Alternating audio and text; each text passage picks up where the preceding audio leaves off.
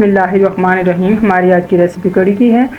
कड़ी बनाने के लिए सबसे पहले मैंने एक दही लिया है। दही को मैंने लस्सी बना के रख दी एक तरफ, और दूसरी तरफ मैंने लहसुन, सब्ज़ मिर्चें और प्याज काट के रख दिए। और बेसन को मैंने पहले ड्राई रोस्ट करना है।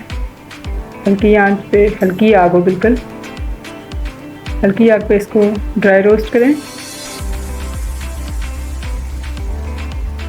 दूसरी एक तरफ मैंने मट्टी की हांडी रख दी है, इसका ऑयल गरम किया और मैंने इसमें लहसुन डाल दिया और साथ ही प्याज और सब्ज़ मिर्चें डाल दी।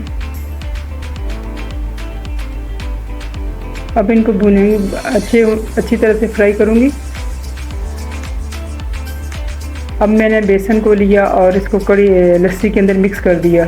मिक्स करके इसको अच्छे से चमचा चलाते जाएं, अच्छे से मिक्स करें ताकि इसमें गुठलियाँ ना बनें। अच्छे से इसको मिक्स करना है, अपने बेसन को लस्सी के अंदर मिक्स करना है। अच्छा से घुमाएं के चम्मच को।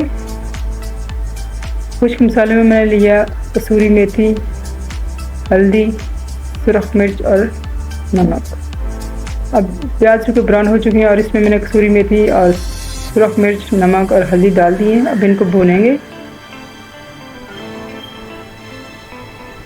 और भूनने के साथ ही मैंने लस्सी डाल दी, जिसके अंदर मैंने बेसन डाला था। बेसन डाल के अच्छे से मिक्स किया, फिर इसको मैंने इस मसाले में मैंने मिक्स कर दिया।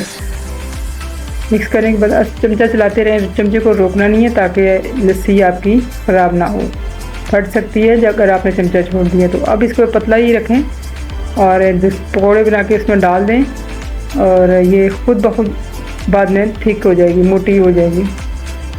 पकौड़े जो है ना, वो पानी कड़ी को जो है ना, पतले जो कड़ी है उसको पानी जो उसका पतलापन है उसको ख़त्म कर देंगे। और साथ ही कसूरी मेथी रोस्ट करके मैंने थोड़ी सी रखी है, उसको मैंने मसल के हाथ से उसके ऊपर फैला दिया है।